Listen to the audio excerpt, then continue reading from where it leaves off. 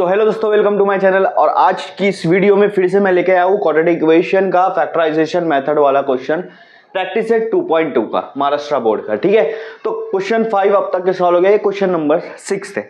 अब इसमें कैसे सॉल्व करना है वो हम लोग यहाँ पर देखेंगे। तो क्वेश्चन नंबर 6 अगर आप देख रहे होंगे, 6x minus 2/x is equal to 1। और आपको पता है क्वाड्रेटिक इक्वेशन का जनरल फॉर्म होता है वो ये होता है, ax square plus bx plus c equal to 0। सबसे पहली ये बात है कि सारे टर्म्स लेफ्ट साइड में होते हैं, तो मैं भी यहाँ पे क्या करूंगा, सारे टर्म्स को लेफ्ट साइड में लेके आ जाऊंगा। 2/x और 6x माइनस 2/x तो लेफ्ट साइड में है, 1 को भी लेके आ जाऊंगा। 1 राइट में प्लस में है तो इधर आके माइनस हो जाएगा, तो -1 इक्वल टू 0। तो इसके मुताबिक तो पहले सबसे पहले लेफ्ट में लेकर आया, लेकिन एक चीज बात यह है, यहाँ पर कहीं भी डिनोमिनेटर नहीं है, यहाँ डिनोमिनेटर आ रहा है। तो सबसे पहले क्या करो, डिनोमिनेटर को हटाओ। अब डिनोमिनेटर को हटाने के लिए क्या करना है, जो डिनोमिनेटर है उसी से पूरी इक्वेशन को मल्टीप्लाई कर दो। क्या करो, पूरी इक्वेशन को मल्टीप्लाई कर दो। तो यहां पर x से मल्टीप्लाई करेंगे, 6x में x मिलाऊंगा, मल्टीप्लाई करूंगा तो 6x स्क्वायर हो जाएगा। उसके बाद है आपके पास 2/x, इसमें मल्टीप्लाई करूंगा x से, ठीक है। फिर उसके बाद है 1 को x से मल्टीप्लाई करेंगे तो x ही बनेगा। अब क्या करेंगे, ये x और ये x कैंसिल कर देंगे, तो आपके पास बच रहा है 6x square minus 2 minus x equal to 0। ये दिया हुआ है, ठीक है। तो हम लोग क्या करेंगे, इसको ये फॉर्म में लेके आएंगे।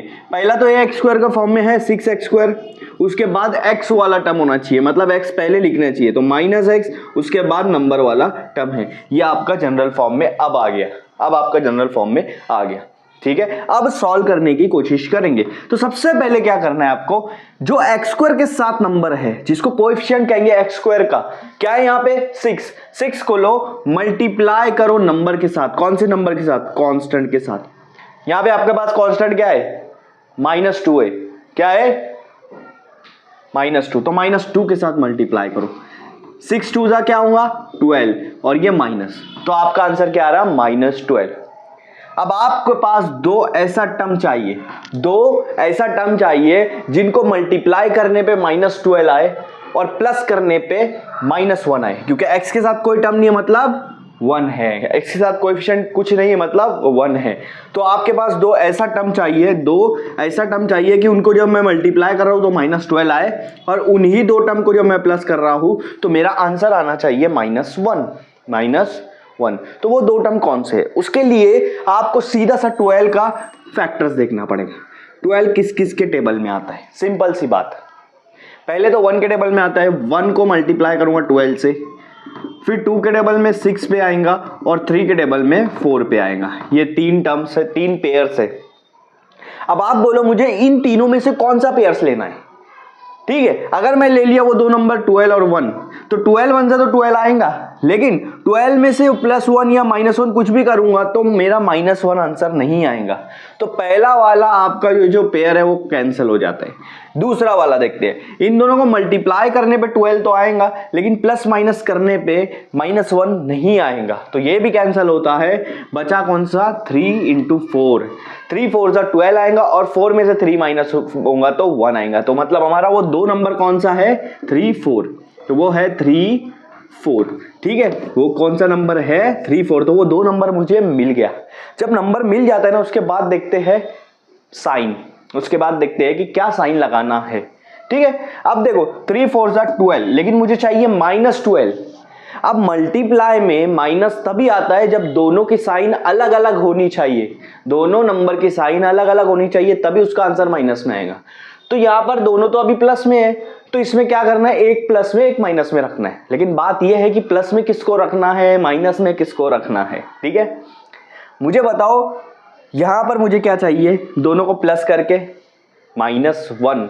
यहां पर देखना है एक्स स्क्वायर के बाद साइन क्या है, माइनस है। यहां जो साइन है वही बड़े नंबर की साइन होगी, तो वहां माइनस है, इसलिए बड़े नंबर की साइन क्या आएंगी, minus.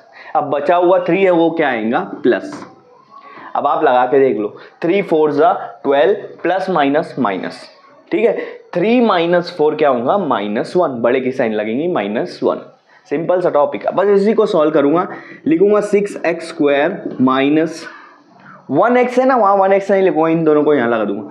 3x minus 4x, 1x की जगह पे 3x माइनस 4x ला देंगे, सॉरी 3x जो है प्लस में यहाँ पे, ठीक है। उसके बाद है -2, उसको -2 आपको लिखना पड़ेगा इक्वल टू 0, ठीक है। अब यहाँ पर मेन चीज होता है कॉमन निकालना, वो कैसे निकालेंगे, ठीक है।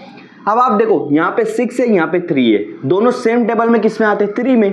6 भी 3 के टेबल में आता, 3 भी 3 के टेबल में आता, तो मैं 6 को ऐसा लिख सकता हूँ 3 × 2, क्योंकि 3 × 2 क्या होगा 6। उसके बाद x स्क्वायर का मतलब होगा x × x, कोई भी चीज का स्क्वायर उसका मतलब उस चीज को 2 बार मल्टीप्लाई कर रहे, या x का स्क्वायर इसका मतलब x को 2 बार मल्टीप्लाई कर रहे, ठीक है ना। हाँ देखो 3x तो पहले से अलग अलग है, यहाँ पे कुछ चीज निकालने की जरूरत नहीं। यहाँ देखो 4 और 2 दोनों सेम टेबल में किस में आते, 2 के टेबल में, तो 4 को मैं लिख सकता हूँ ना 2 × 2 लिख सकता हूँ। फिर ये x, उसके बाद -2, अभी ये रफ कर देता हूँ ताकि कंफ्यूजन ना हो। देखो सारी चीजों को मैंने यहाँ पे खोल दिया, अब क्या करना है, सिर्फ कॉमन देखना है। यहाँ 3 कॉमन तो 3 बाहर, यहाँ x कॉमन x बाहर। अब पहले वाले में 3x निकल गया तो क्या बचा, 2x बचा। उसके बाद 3x निकल गया तो क्या बचा, कुछ नहीं है, मतलब 1, बीच में प्लस है इसलिए 2x + 1। अब क्या करना है, ये दोनों में चेक करना, दोनों में माइनस कॉमन है और 2 कॉमन है दोनों में, तो 2 बाहर निकालना हूँ। देखो -2 बाहर निकाल दिया, क्या बचा 2x। दूसरे वाले में 2 बाहर निकल गया, मतलब कुछ भी नहीं बचा, 1 बचा। अब आप बोलेंगे यहाँ पे माइनस है तो माइनस डाल दो, नहीं, माइनस तो बाहर निकल चुका है ना। जब ब्रैकेट के बाहर माइनस निकलता है तो ये साइन फिर चेंज हो जाती है, अभी माइनस है तो वहाँ प्लस हो जाएगा, क्या हो जाएगा, प्लस हो जाएगा। और ये नहीं समझ रहा तो ये देखो आगे वाला जो ब्रैकेट है पीछे वाला भी सेम वही ब्रैकेट आएगा, ठीक है। हाँ अब ये दोनों ब्रैकेट कॉमन निकालो, उसको एक बार लिख लो 2x + 1, और ये जो बाहर है इसको अलग ब्रैकेट में लिखो 3x - 2 = 0।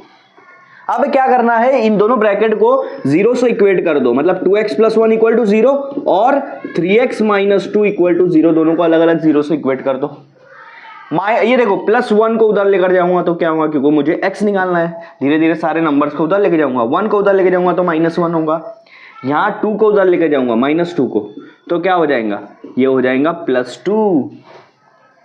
अब ये देखो x और 2 मल्टीप्लाई में है, तो 2 को उधर लेकर जाकर डिवाइड कर देंगे -1 के नीचे, क्या कर देंगे, डिवाइड -1 के नीचे, तो x की वैल्यू क्या आ गई, -1/2, और यहाँ x की वैल्यू 2, ये 3 भी उधर जाके क्या हो जाएगा, डिवाइड हो जाएगा, तो x की वैल्यू आ गई 2/3। तो यहाँ पर x के 2 रूट्स आ गए, क्योंकि क्वाड्रेटिक इक्वेशन है तो 2 रूट्स निकलते हैं, पहला आ गया -1/2, दूसरा आ गया 2/3। तो इस तरह से ये क्वेश्चन सॉल्व होता है।